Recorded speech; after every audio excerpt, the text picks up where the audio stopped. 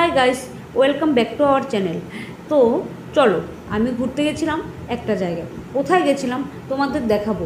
Refresh. এটা দেখি একটা নদী। এই নদীটা কি, নাম কি, তোমরা কি কেউ বলতে পারবে? ও বাবা, রাস্তা দিয়ে হাঁটতে হাঁটতে দেখি দুটো লোক কি সুন্দর হাত ধরে হাঁটাহাঁটি করছিল।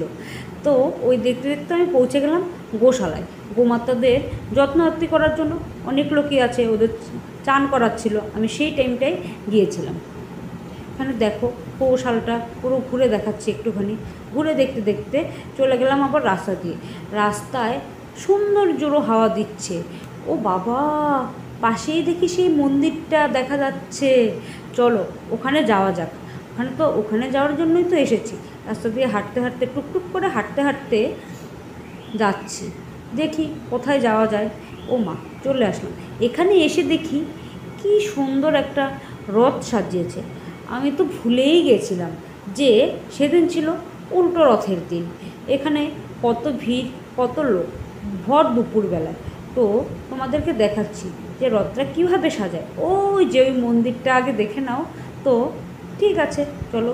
এখানে রথ সাজানো হচ্ছে, বিকেলবেলা রথ নিয়ে ঘোরাবে। তো এখানে কত ভিড় দেখতে পেলে, কত লোক। ওই দেখো গোমাতাদের কি সুন্দর করে সাজিয়েছে।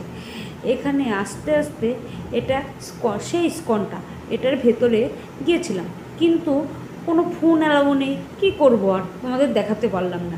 এখানে দেখো কত বড় বড় মাছ, ইয়াব বড় বড় মাছ। ওই পাশের ওটা কি, ওটার নাম তোমরা যদি জানো কমেন্ট করো অবশ্যই। এখানে ভারী সুন্দর দৃশ্য, খুব ভালো লাগছে, তোমরাও এসে একবার দেখো।